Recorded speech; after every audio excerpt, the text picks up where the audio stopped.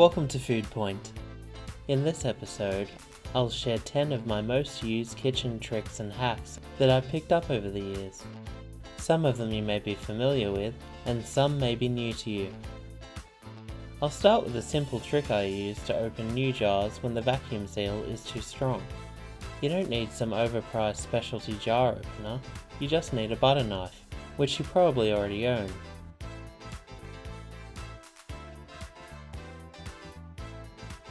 Turn the jar upside down, ease the knife blade down between the lid and the glass, and gently tilt the knife outwards until the seal breaks.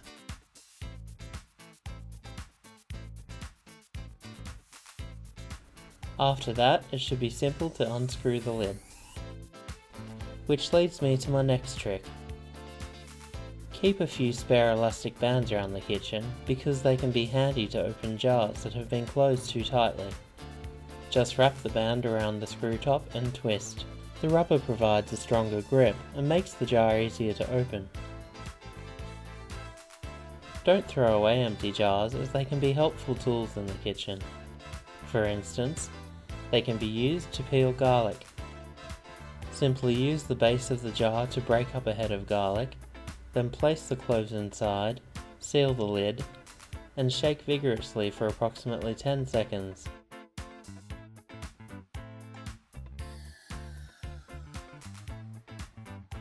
Pour the garlic out and you'll see that the skins have peeled away. You can use a similar method to more easily peel hard-boiled eggs. Half fill the jar with water, pop in the egg, seal, shake, then pour through a strainer. The eggshell will have cracked and loosened, and the water stops the egg from being damaged while you shake it. Continuing on with the egg theme, most baking recipes work best with eggs that are room temperature, unless advised otherwise. This can extend the preparation times for recipes, so in order to fast track this, place your eggs into a container and cover with lukewarm water. Leave to sit for approximately 5 minutes, then remove the eggs, which should now be around the right temperature for use. You can also test whether an egg is rotten by placing it into a glass of water. If the egg floats, then you should dispose of it. But if it sinks, it's fine to use. The build-up of gas is what makes the bad eggs float. When cracking eggs, rather than use the edge of the bowl, you should instead use a flat surface. This results in a straighter crack and reduces the risk of getting eggshell in your cooking. Moving on to cooking, most recipes require that your pots and pans already be brought up to temperature before adding ingredients.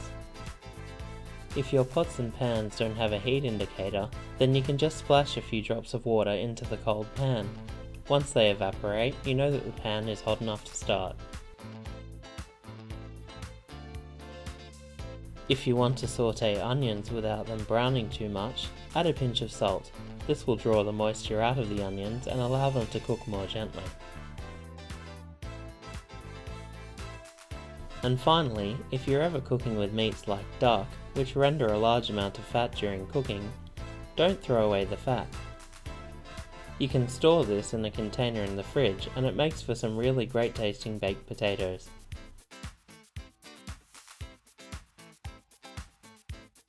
So that's all 10 of my kitchen tricks and hacks.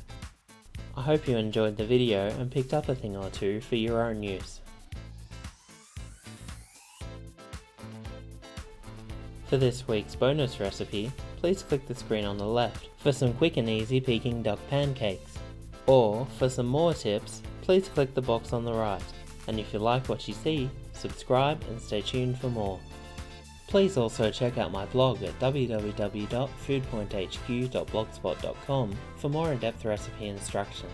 If you have a recipe request, please send me an email or message and it may be featured in a future episode. Until next time, happy eating!